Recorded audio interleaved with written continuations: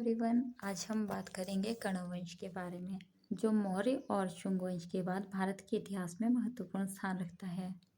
कण्व वंश की स्थापना वासुदेव कण्व ने लगभग 75 ईसा पूर्व में की थी। वासुदेव कण्व शुंग वंश के अंतिम शासक देवभूति के अमात्य थे और उन्होंने देवभूति की हत्या कर कण्व वंश की नींव रखी।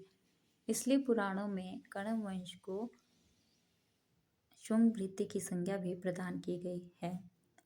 अगर हम बात करें तो कण्व वंश का शासन मुख्य रूप से मगध के क्षेत्र में था।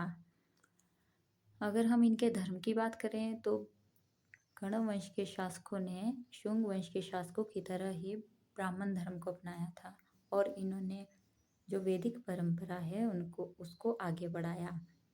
कण्व वंश में कुल 4 शासक हुए, जिनके नाम है वासुदेव, भूमिमित्र, नारायण और सुशर्मा।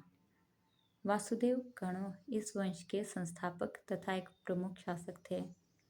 इन्होंने अपने राज्य को स्थिर रखने और प्रशासन को मजबूत बनाने का प्रयास किया, लेकिन कण्व वंश अधिक समय तक नहीं चल सका और लगभग 45 वर्षों के बाद इस वंश का अंत हो गया। कण्व वंश का अंतिम शासक सुशर्मा हुआ, जिसकी हत्या अंध सातवाहन शासक सेमुक के द्वारा कर दी गई और जिसके बाद कण्व वंश भी समाप्त हो गया। इस प्रकार अगर हम देखें तो कण्व वंश का शासनकाल हालांकि छोटा था, लेकिन भारतीय इतिहास में इसका विशेष महत्व है क्योंकि इसने शुंग वंश और सातवाहन वंश के बीच एक महत्वपूर्ण कड़ी का काम किया। तो कण्व वंश के बारे में इतना ही है। अगर आपको ये वीडियो पसंद आया हो तो इसे लाइक करें, शेयर करें और चैनल को सब्सक्राइब करें।